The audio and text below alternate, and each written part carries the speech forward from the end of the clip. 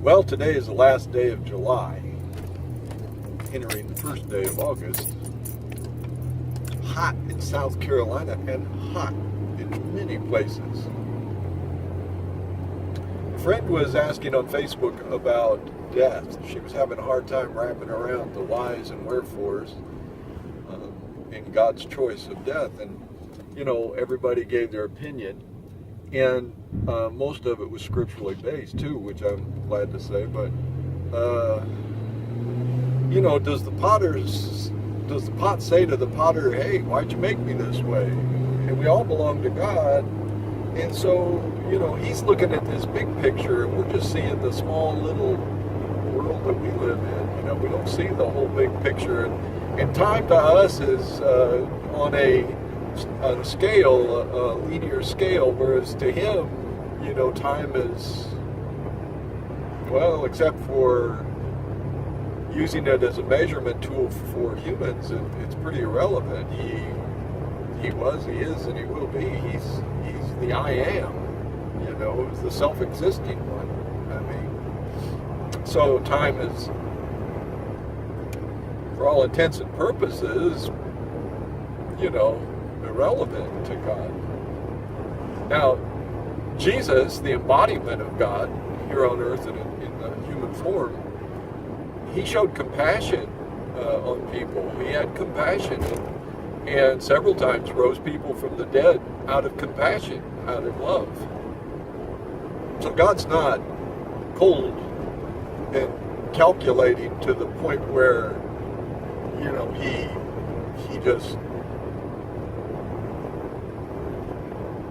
that he isn't compassionate, that he doesn't understand. He does understand our grief.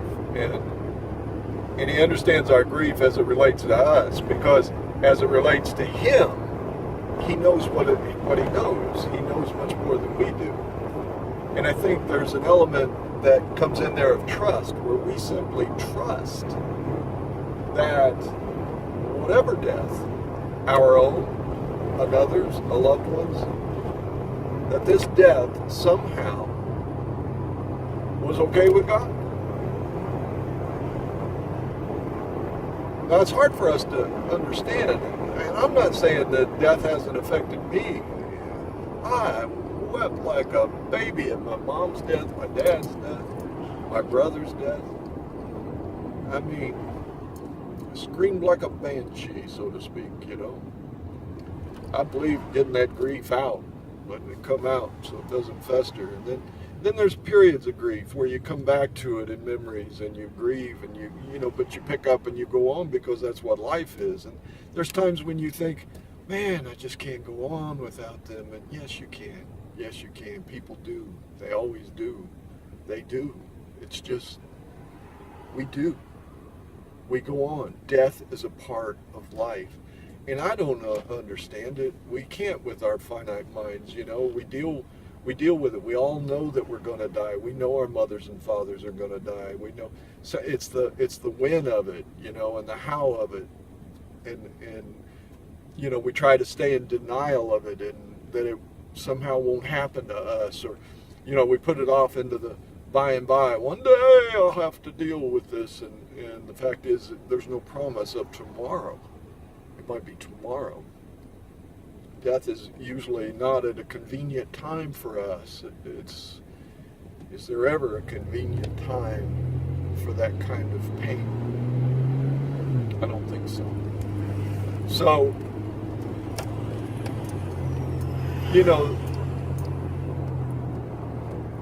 one of the things that encourages me is, for a Christian, we believe in the resurrection of the dead, in the bodily resurrection of the dead. Now, there'll be glorified bodies, transfigured, whatever words you want to use. There'll be different forms, but we believe in the resurrection of the dead. We believe in eternal life. And eternal life is not simply a quantity of time, but a quality of life. And this is available now in this lifetime. This isn't just off beyond the blue, someday up, quote unquote, in heaven. No, that's available here and now.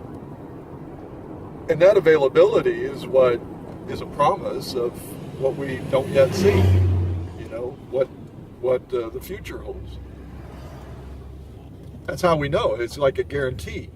So when you accept that guarantee, you know, hey, this is coming. This is what's coming. This is an earnest of what is coming.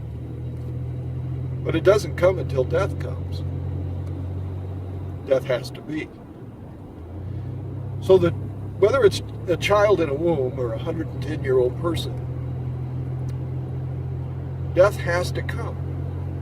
But let me just back up here. This is one of the things as a Christian that encourages me, and that is not necessarily the bodily resurrection, though my golly, that is a huge one, isn't it? But what encourages me is that, you know, in the fall of Adam, the whole world suffered in that disobedience to God and that rising of the self-will of Adam to disobey God and follow his own way. In that, all of man died, and the world open to corruption. Animals, plants, you know, everything. Suddenly everything was subject to the sting of death.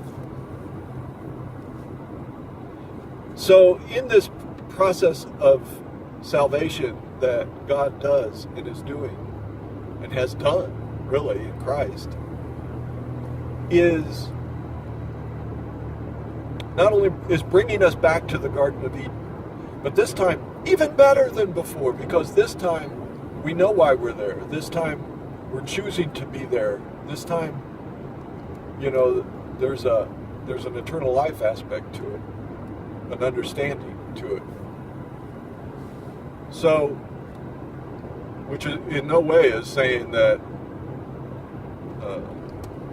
that we should have done it because, you know, whatever, another subject. Anyway, but this idea that what is taking place in your life as a Christian is part of the redemption of the earth, to me that is so amazingly wonderful.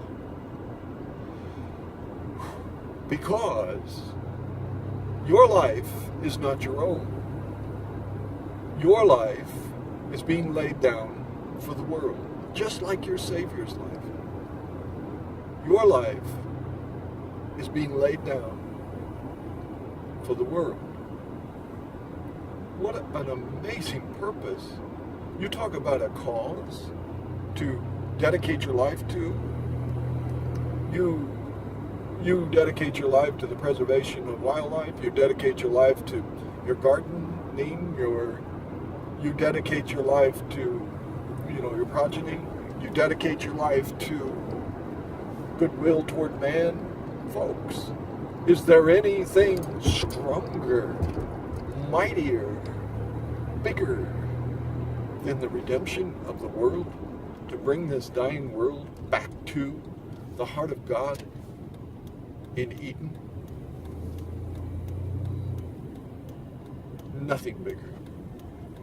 And your life is a part of that. And to me, that is so amazing. That is so inspiring. Something to really wrap your passion around.